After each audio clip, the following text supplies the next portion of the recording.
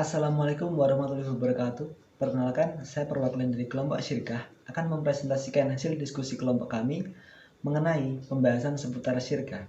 Sebelumnya, saya ingin memperkenalkan anggota kelompok kami terlebih dahulu. Yang pertama, ada saya sendiri, Fajar Hidayat Nur Jayanto dari nomor absen 11.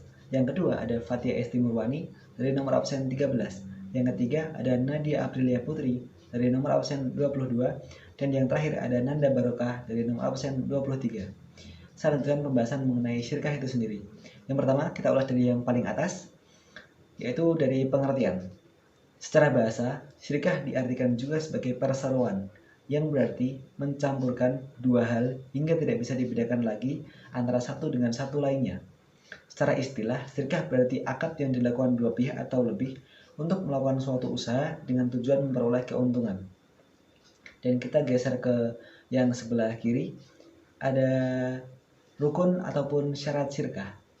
Yang pertama yaitu dua belah pihak berakad dengan syarat memiliki keahlian, kecakapan, atau ahliyah dan melakukan pengelolaan harta atau tasaruf.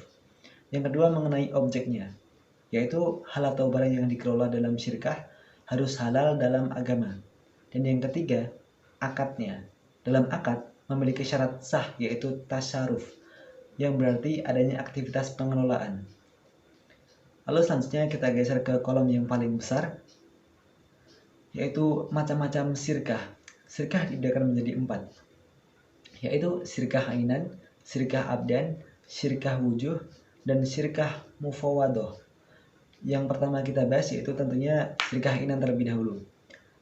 Syirkah ainan adalah syirkah yang dilakukan kedua belah pihak dengan masing-masing memberi kontribusi berupa kerja atau amal dan modal atau mal.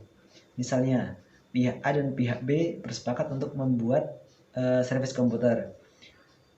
Jadi mereka berdua sama-sama menyetorkan modal. Misal telah disepakati modalnya 10 juta. Jadi pihak A dan pihak B sama-sama menyetorkan modal 10 juta.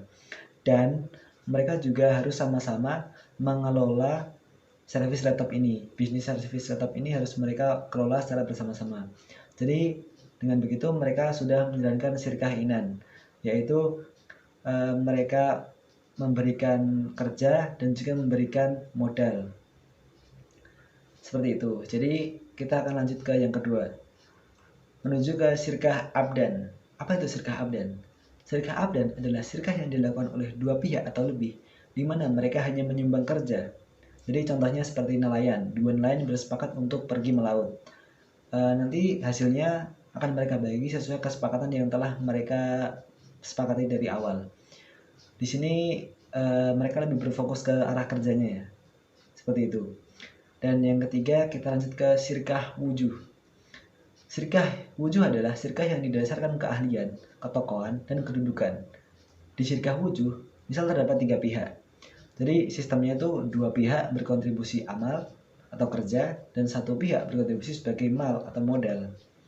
Menurut yang saya baca-baca, ini mirip dengan sistem dropship, dengan adanya satu pemodal atau supplier, dan 2 orang menjadi agen dropship yang membagi keuntungan bagi mereka sendiri dan mengembalikan harga barang ke pemodal atau supplier.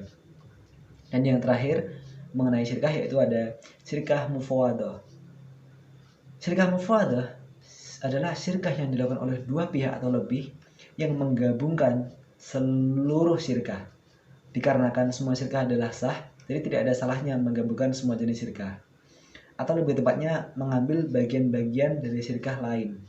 Dengan catatan, keuntungan dibagi sesuai kesepakatan dan kerugian ditanggung sesuai dengan jenis syirkah yang diambil. Selain syirkah, masih dengan kolom yang sama, kolom yang paling besar, kita juga akan membahas mengenai mudharabah. Apa itu mudharabah? Mudharabah adalah akad kerjasama antara 2 pihak, yaitu pihak pertama sebagai penyedia semua modal dan pihak kedua sebagai pengelola atau pengembang. Dalam hal ini, keuntungan dibagi sesuai kesepakatan yang telah disepakati oleh kedua belah pihak dan dituangkan pada kontrak. Apabila mendapatkan kerugian, maka akan ditanggung oleh penyedia modal, selama kerugian tersebut bukan merupakan kesalahan atau kelalaian dari pengelola. Jika terbukti kerugian diakibatkan oleh kesalahan dari pengelola, maka kerugian akan ditanggung oleh pengelola lahan atau pengelola usaha ini. Jadi mudharabah ini dibagi menjadi dua, yaitu mudharabah mutlaqah dan mudharabah muqayyadah. Yang pertama, mudharabah mutlaqah memiliki arti yaitu bentuk kerjasama antara pihak modal dan pengelola yang cakupannya sangat luas, tidak dibatasi oleh spesifikasi jenis usaha, waktu, dan daerah bisnis. Sedangkan jika mudharabah muqayyadah memiliki arti yang berkebalikan dengan mudharabah mutlaqah, yaitu kegiatan usaha yang dibatasi oleh jenis usaha, waktu, dan tempat usaha. Setelah pembahasan mengenai syirkah dan mudharabah, masih dengan kolom yang sama lagi, yang paling besar, kita akan membahas mengenai musaqah, mudhara'ah, dan muqabarah. Apa itu ketiga itu? Jadi musaqah adalah kerjasama di bidang pertanian antara pemilik kebun dan petani, di mana pemilik kebun menyerahkan tanahnya untuk dikelola oleh petani dan nantinya hasilnya akan dibagi sesuai akad yang telah ditentukan di awal. Selanjutnya ada mudhara'ah. Mudhara'ah tidak jauh beda dengan musaqah, yaitu sama-sama kerjasama di bidang pertanian antara pemilik lahan dan pengelola lahan, tetapi bibit yang akan ditanam itu berasal dari petaninya. Jadi petani yang menentukan, yang akan mengelola lahan yang akan menentukan. Dan yang terakhir yaitu muqabarah.